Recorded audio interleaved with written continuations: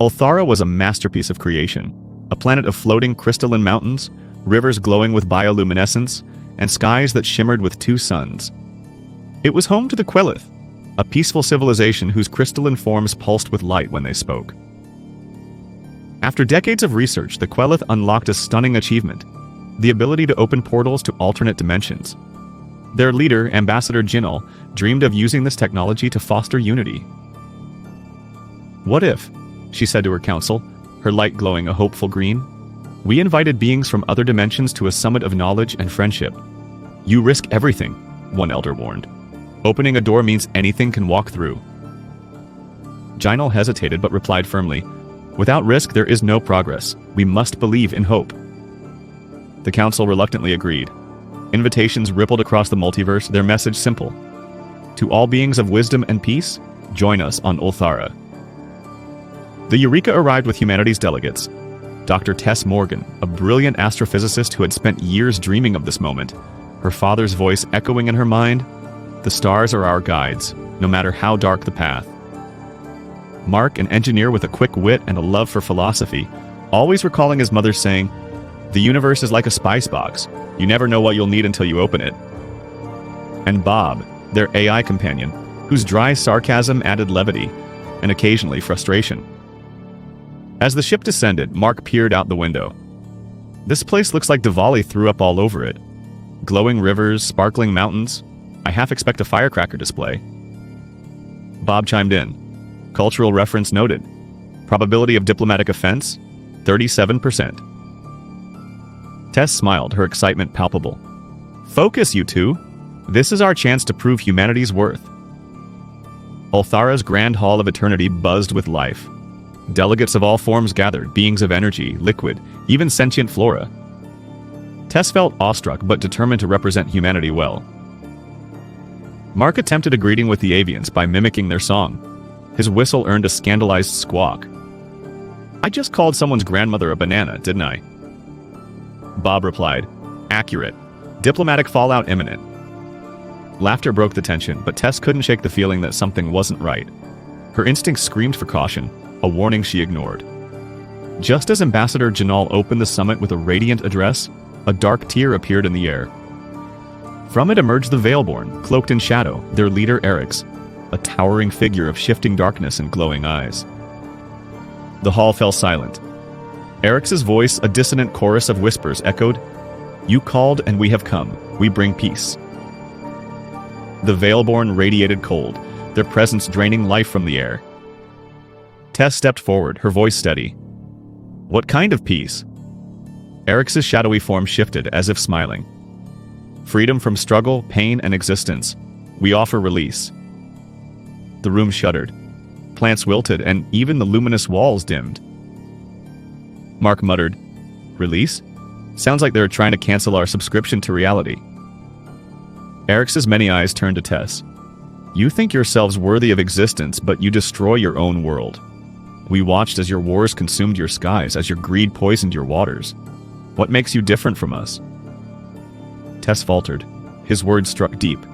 Humanity wasn't perfect, but was it worth saving? Before she could answer, Eric's added chillingly, "We were once like you, dreamers, builders. But our dreams burned, our builders fell. We learned the truth. Existence is suffering." Eric's shadow expanded, consuming a nearby delegate. The hall erupted into chaos. Tess and Mark barely escaped the hall, but the Veilborn's shadow crept after them, whispering, "You cannot run forever." In the Qwelith's research chamber, Tess and Mark met with Ambassador Jinal and their allies, Axor, a towering insectoid warrior, and Aluna, a telepathic aquatic being. They analyzed the Veilborn's invasion. Mark scanned the readings. Their dimension is collapsing. They need to feed on others to survive.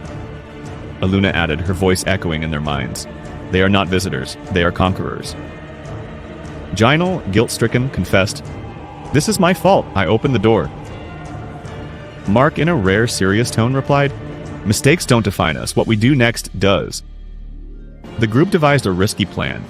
Use the portal generator to trap the Veilborn in their dimension. But calibrating the unstable device required a manual override.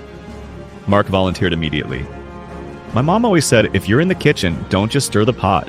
Make the whole curry." Guess it's my turn. Tess argued, no. Bob cut in.